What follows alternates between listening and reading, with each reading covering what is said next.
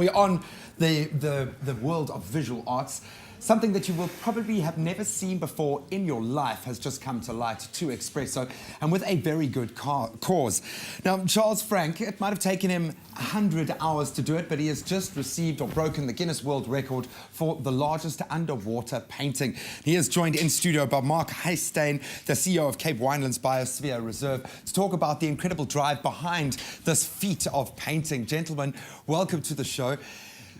I've never heard of painting underwater before. Before we reveal your masterpiece, tell us a little bit about the art form itself. What does it take to paint underwater?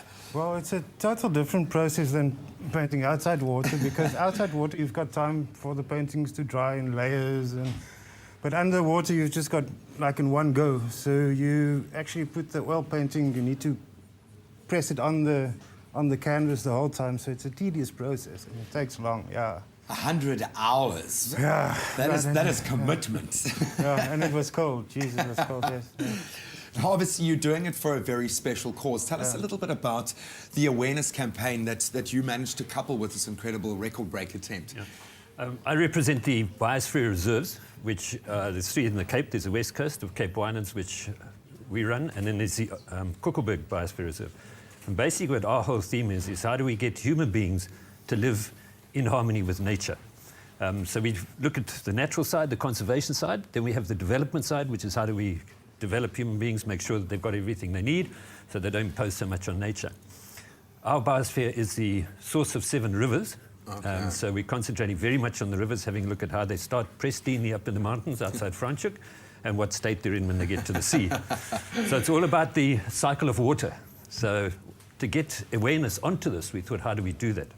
And we thought by breaking world records, this is the first one, we're going to do another 4. Fantastic. And this is exactly how we get public interest into the water and get awareness and try and make them aware that it's their responsibility as individuals. We can't just rely on municipalities. They've got a lot of other things to do. But if we as individuals can start recycling water at home, then we're killing most of the problem. It makes a massive difference. And it also causes individuals like yourself to go out there and drive this message. Why did you do this? Why the awareness? I think if you're like a parent and you look at the future generations, I think we're already misusing the resources of future generations already. And that's a problem. You must remember we only got 3% of the world's water is usable. Oh. So we've got a finite source.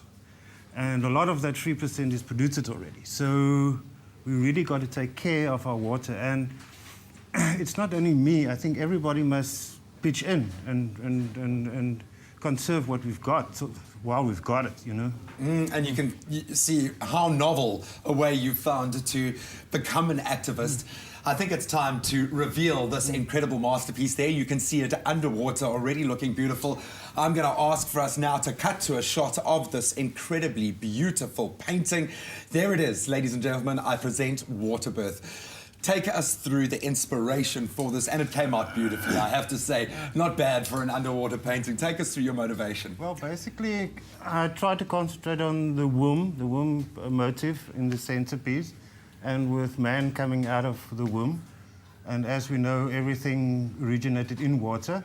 All life originated in water. If they look for life in other planets, the first thing they're looking for is water. So spend a lot of time studying sea life. I do some diving. So the inspiration is water birth, all mankind coming out of water, and we've got to take care of it, yes. And that really does come across. What's next for you guys? Are you going to do more of this kind of work to get more possible records under the belt? Yeah, sure. We're going to do the longest painting underwater. It was done in Indonesia, so that was 60 meters, so we're going to do 70. And then we're busy on the west coast. We're going to do the world's largest animal sculpture of 15 meters. Then we're going for the land record of 8 kilometers. That's going to be a biggie. And then we're going for the world's largest glow-in-the-dark painting And wherever we can find an art record, we're going to try to break it. Why not? Well, gentlemen, it is inspiring, a great way to turn the tables, and you are both completely right. This is something that all of us need to take cognizance of. I think it's very easy to overlook, but something that is a lot more dire than any of us realize. And we, I think, can see it here in South Africa more often than not, how desperately we need these resources and we need to protect them. So, boys, keep the flag flying. Well done. An incredible opportunity there to see something that I have never seen before. Well, maybe we might get the same in our kitchen this morning. I know we are making some very tasty treats. In fact, it is an all spice and all things nice inspired morning, Ilana.